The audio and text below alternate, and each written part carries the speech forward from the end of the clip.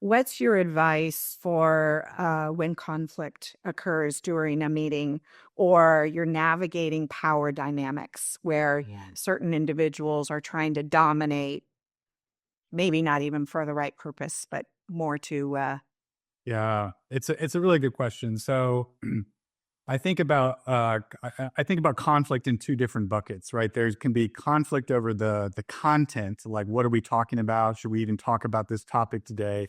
And then there can be conflict over the process. How are we actually having the conversation? Who's involved? And so what what I like to teach are really two strategies. Strategy one is like a preventative strategy. Strategy two is more of an intervention. So you can think of preventions as like going to the dentist and getting your annual cleaning every year. That's a preventative strategy.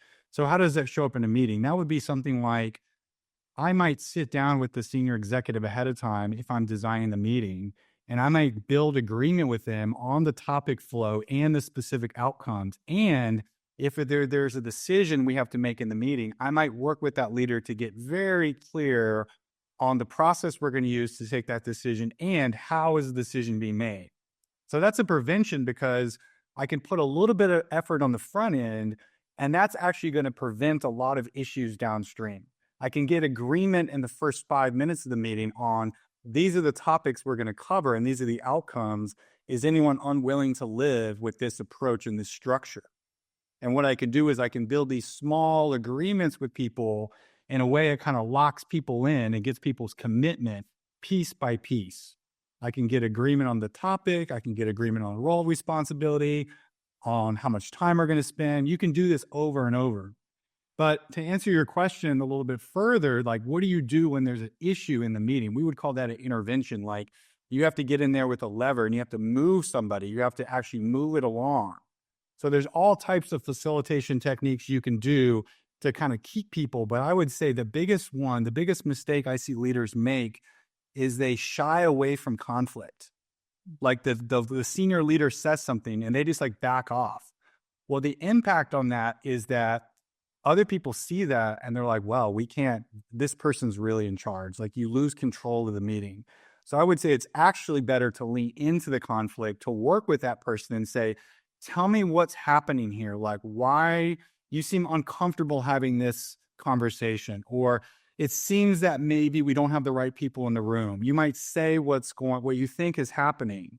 And the leader may say, oh no, I think we have the right people in the room. I just don't think we have the data. Right? You want to surface the real issue because then you can work that as a leader. You can say, okay, we don't have the right data. What does the rest of the group think? The rest of the group says, yeah, we don't have the right data. I don't think we can talk about that today. Okay, great. I'm going to make a proposal as the meeting leader that we're going to talk about this at a future meeting. So you want to post to that. I get a quick agreement and we can move on. So it's really about leaning into the conflict because you want to get to the root. You want to get to the root issue.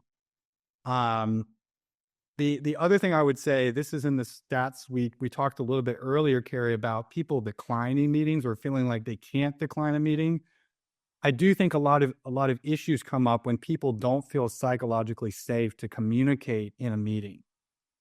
And that can come up with the power dynamic. And so as the meeting leader, I would say, if you know there's a power dynamic in place, you know that the senior leader is going to say too much or they're going to discount the ideas, you've got to think about what is the process I can design to make it psychologically safe for people.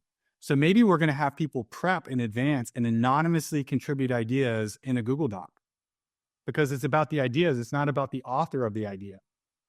You want to think about those dynamics in advance. So those are my take on kind of how you might handle some sort of conflict dynamic or conflict situation. oh, wow. Such great advice. And many times when Chris was talking, Stephanie, I was thinking about a lot of the strategies we teach in our Speaking Up workshop, which is a particularly challenging dynamic. And what we're talking about is instances in which you're leading a meeting with senior leaders. And how do you artfully navigate the discussion, address situations that may derail the meeting while being respectful of the people that you're addressing? Do you want to talk a little bit about that, Stephanie? Well, it's funny. I was thinking exactly that. Our read model, which is being aware when these type of dynamics are happening and being prepared to do something.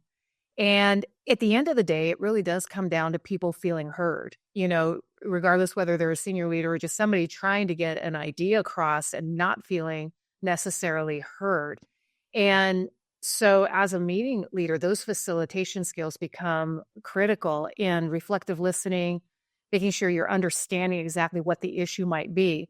One other technique that I've offered in the meetings program is when you've got somebody who feels very passionate about the fact that this is not the right issue we're talking about, we should really be talking about this, and you feel like there may not be movement there. There's a technique called time boxing where you basically allow for that conversation, but you box it around an amount of time, whether you can say, this sounds like it's really important to the group that we spend a few minutes talking about this. Let's take 5 minutes and set a timer. And at the end of that time, we move back to our agenda just to allow some decompression to happen. Because if you ignore it or it's not effectively addressed, that energy and that level of frustration is going to stay high. So that's just one technique that I've offered. The other is, parking lots are very important when the decision is made by the group to not necessarily go down, but to come back and revisit. So I find that a lot of people don't use parking lots, and it's really such a key technique in meetings to make sure people feel heard and see that something's going to happen as a result of it. Mm-hmm.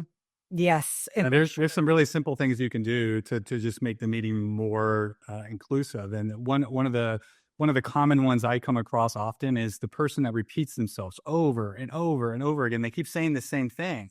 Well, why is that? They're saying that because they don't feel heard. And often they don't feel heard because they don't see their idea being captured. So I'm a huge believer in what we would teach, this concept called group memory, which is actually put the ideas out there where people can see the idea. Then you can point to the idea and say, thank you so much. We have your idea captured. You said this 3 times. Is there anything we haven't captured? Yeah, that's Because people want to feel heard. They want to feel heard.